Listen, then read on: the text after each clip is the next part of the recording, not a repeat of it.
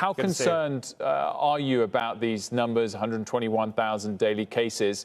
Do you think that we're heading in the same direction as Europe and the need for more lockdowns, or are we dealing with each case better? Well, we're heading in the direction of Europe in terms of the pervasiveness of the infection here across the United States. Whether or not we need a national lockdown, I think we can deal with this effectively with targeted mitigation on a state-by-state basis. But we're not doing that right now. And so we're building up a lot of trouble for the future. And I think that this is going to explode in several weeks. We're going to see these case numbers really start to explode. Remember, 120,000 cases are in 120,000 cases. We're probably at best diagnosing 1 in 5 cases right now, maybe a little bit less than that. So this is at least 500,000 cases a day, probably more in terms of actual numbers of infections. And it's spread across the United States right now. There's only a handful of places where you have really dense epidemics right now. The Midwest, the upper Midwest, the Great Lakes region, Utah, for example. But it's not like it was when we had the epidemic in New York or the epidemic in the South. We had really concentrated infection in small areas. Right now it's diffuse across the entire United States, but we're building up a lot of trouble for the future.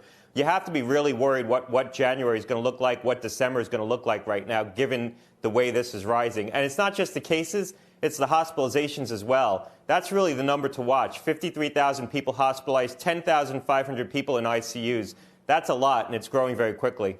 That said, trying to find a vague positive out of this, Dr. Gottlieb, if the cases really are 500,000 per day, then are hospitalization rates and death rates per case relatively encouragingly low?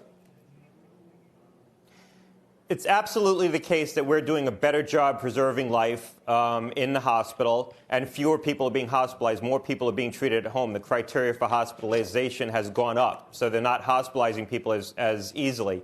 But when you infect this many people, we're going to have a pressed healthcare system. It's just the fact that even if we get the death rates down and we manage people better in the hospital and the flow in the hospital improves, we're discharging more easily, more quickly, we're infecting a lot more people. So eventually the healthcare system is going to get pressed. When you look at what's happening in Utah and South Dakota, North Dakota, Wisconsin, where they're building swing capacity in hospitals, that's going to happen across the U.S. And the challenge is we don't have the ability to backstop that many regions. We were able to backstop New York.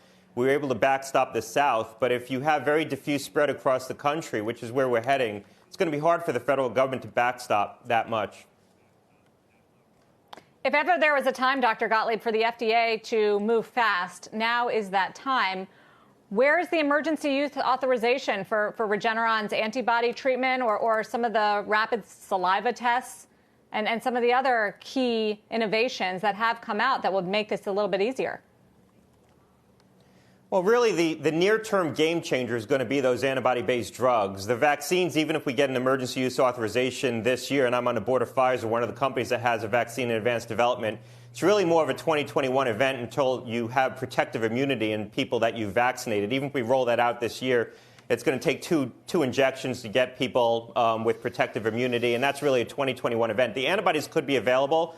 The challenge there, and I agree with you, I don't know where they are. I thought they would have been authorized already. I don't know what the obstacle is, but we don't have enough doses. So the challenge there is going to be that we didn't make the investments we needed to make in April and May to get the supply on hand. So, we're in a little bit of a bind here, and I think we need to keep that in mind. There's no therapeutic cure coming around the corner. We're going to need to deal with December and January the old-fashioned way: tracking, tracing, targeted mitigation, isolating those who are infected. Dr. Gottlieb, how worried are you by the story in Denmark that the virus has mutated into minks and then back into humans again? Not that worried. I mean, I think that we need to learn a lot more about the characteristics of that virus. But I think the fact that you see mutations in the virus, making the leap between seeing something mutate when you sequence it and it actually having different clinical characteristics in humans that make it either more contagious or more pathogenic, more serious as an infection, that's a big leap. There's a big gap between the two. So we see mutations all the time. The vast majority of mutations really don't have any impact on the virus's ability to infect us or cause disease. Shepard Smith here. Thanks for watching CNBC on YouTube.